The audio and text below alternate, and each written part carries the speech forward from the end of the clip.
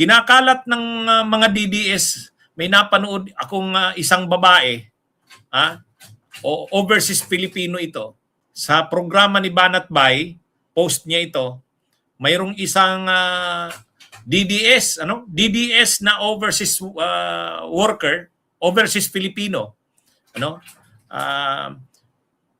pinanood ko yung kanya mga sinabi. Sabi niya, grabe daw ang niya, sama ng loob kay Joel Villanueva. Kasi matagal daw siyang member ng GIL. Tapos ganun daw yung ginawa ni Joel Villanueva. Sabi nitong DDS na ito, nawala na daw ang tiwala niya kay Joel Villanueva. Mabuti pa raw si Jinggoy. Si Jinggoy daw ay bayani kasi nagsakripisyo daw si Jinggoy. Kahit na makulong daw siya, si Jinggoy ay totoo naman sa kanyang prinsipyo. Yan mga kabunyog yung sinabi nung overseas Filipino na yon. Babae yon. Hindi, ayaw kong pangalanan, hindi ko naman kilala. Pero napanood ko lang, sabi niya, ano bang ginawa mo, Joel Villanueva? GIL pa naman ako matagal. Ngayon wala na, hindi na ako mag-GIL, sabi niya.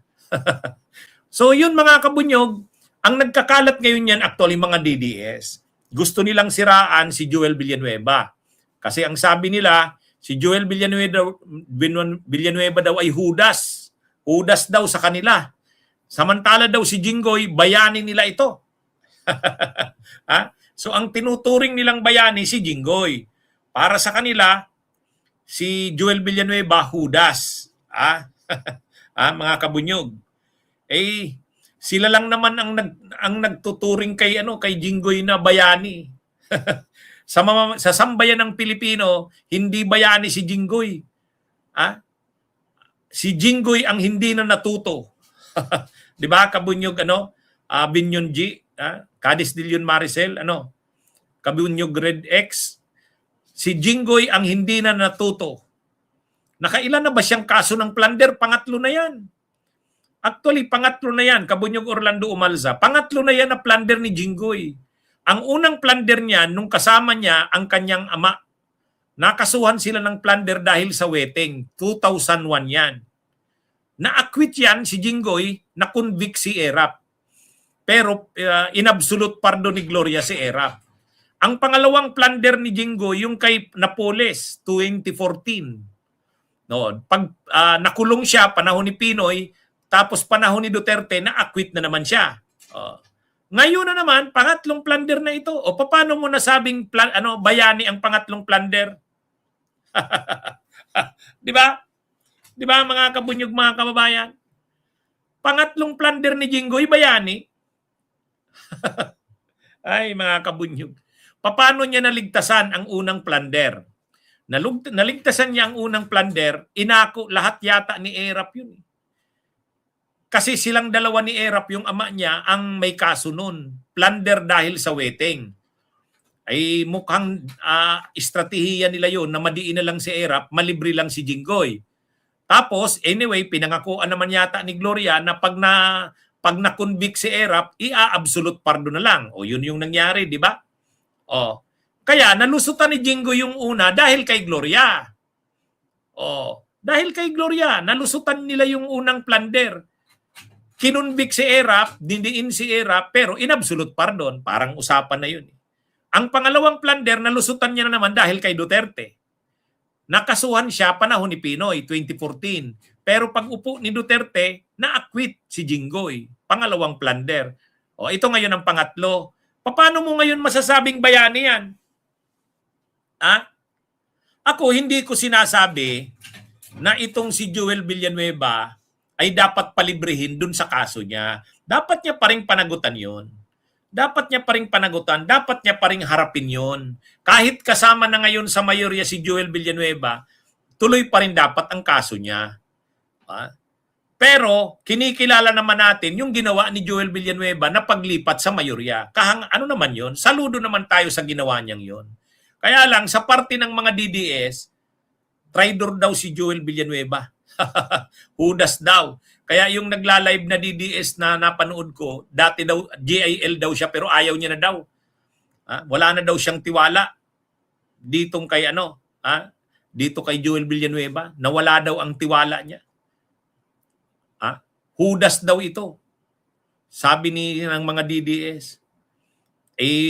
Ano yan ang may kasalanan naman kasi nun, si Cayetano.